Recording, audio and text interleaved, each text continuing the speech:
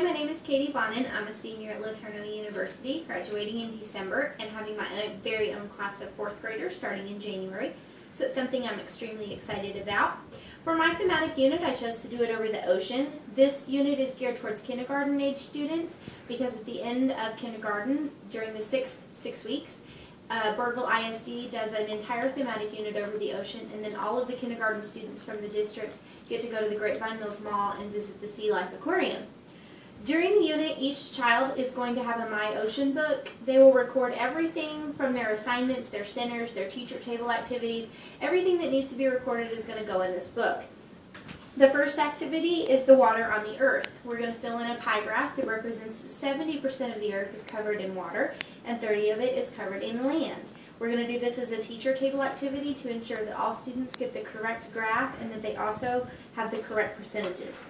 The next page is a living and non-living T-chart. The students are going to have the pictures of the various items on this page, and it will be their responsibility to sort the items and then glue them in the correct space under living or non-living on the T-chart. The third activity in their My Ocean book is which fish is the longest. This actually goes with my interactive science bulletin board that I made in week 2. They're going to get a ruler out of the pocket and they're going to have to measure each fish. Once they have measured each fish, they're going to want to record their measurements on the page in their My Ocean book. They will then decide which place that fish is going to go into. Then they will take the Velcro strips and Velcro them in the correct position representing that fish. The last step of this activity is for them to take a piece of yarn and they're going to drape that piece of yarn around the push pins and they're going to take it all the way to the correct fish. So like the blue tang takes first place and he would go just like that.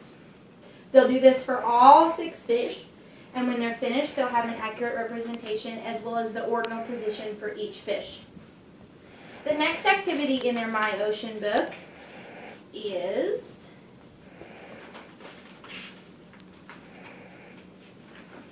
diamond fishing. Diamond fishing is part of my Math Center activity. I actually created 3 activities for my Math Center. Diamond fishing is fairly simple. The students are going to take a fishing pole that is comprised of a pointer stick, yarn, a paper clip with magnets at the bottom. They're going to stick it in the basket and pull out a fish.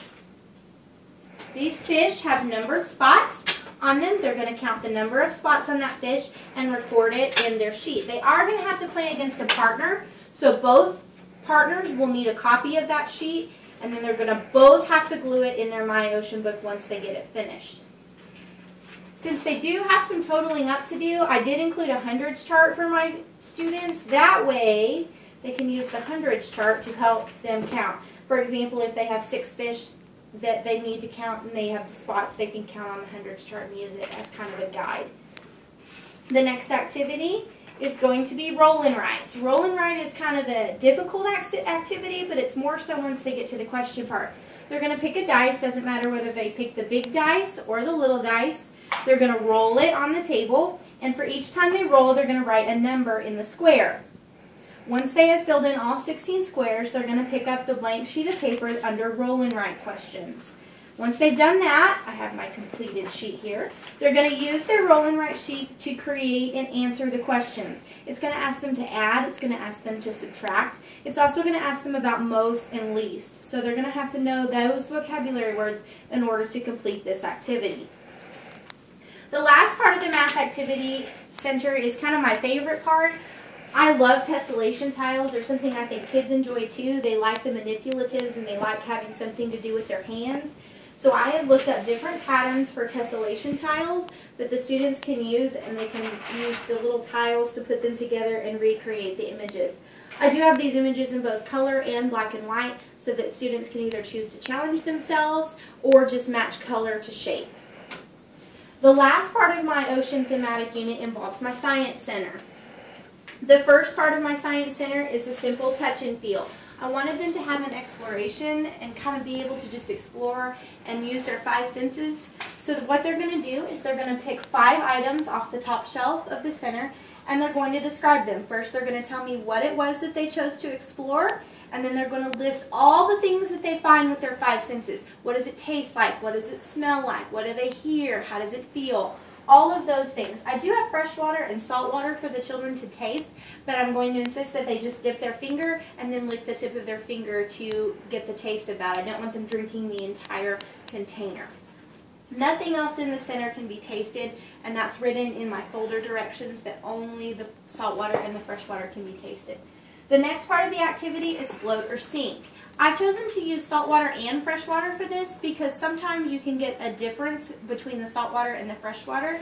So they each have a T-chart, one for salt water and one for fresh water, in which they will test the objects that are in the basket. Objects in the basket include pencils, paper clips, magnets, tessellation tiles, a ping pong ball, things like that that will float or will sink.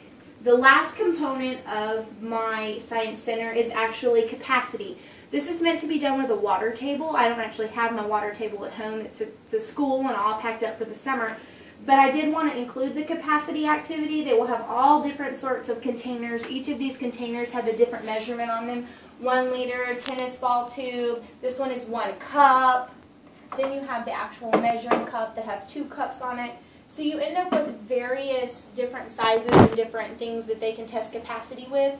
The idea is that they're going to take these items to the water table and they're just going to explore. For example, how many cups does it take to fill up 1 liter? How many cups does it take to fill up a gallon? I want them to explore these kinds of things. I have chosen to include gallon guide to help them with capacity.